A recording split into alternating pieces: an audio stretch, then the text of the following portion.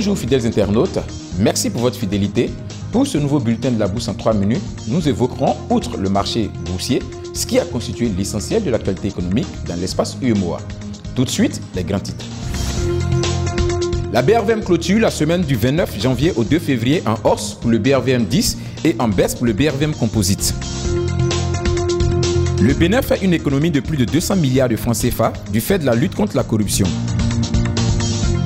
La dette publique des États de l'UEMOA est aggravée par les déficits budgétaires excessifs, affirme le FMI.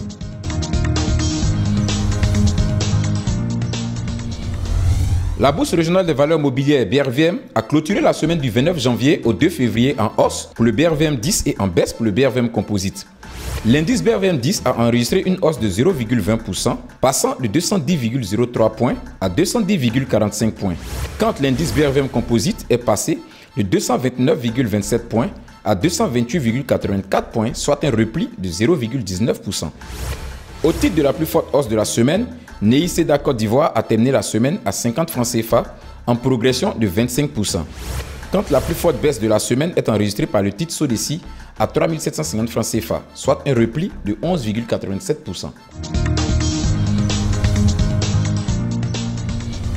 La valeur de la semaine revient à Onatel avec un volume moins transigé de 5 946 et une valeur moins transigée de 49 774 042 francs CFA.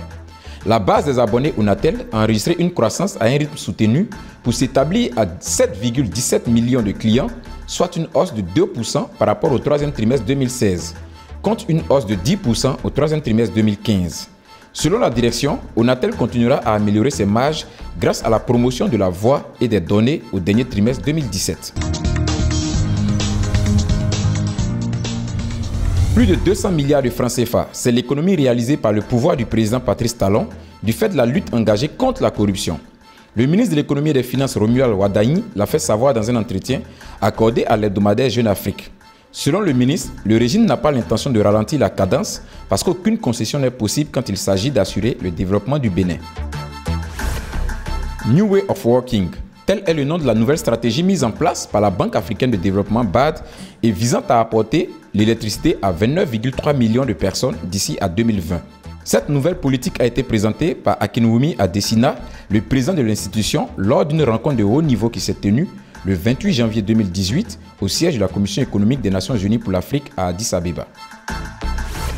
À l'issue d'une mission effectuée auprès des autorités régionales de l'Union économique et monétaire ouest-africaine UEMOA sur les politiques communes des pays membres, le Fonds monétaire international FMI s'est inquiété des effets induits par la persistance du niveau de déficit public enregistré par les économies de cette zone. Pour le FMI, ce déficit et des termes de l'échange défavorables ont contribué à une hausse du déficit du compte courant extérieur. Nous avons pris du plaisir à partager avec vous l'actualité boursière durant ces quelques minutes. Nous vous donnons rendez-vous la semaine prochaine pour un nouveau bulletin.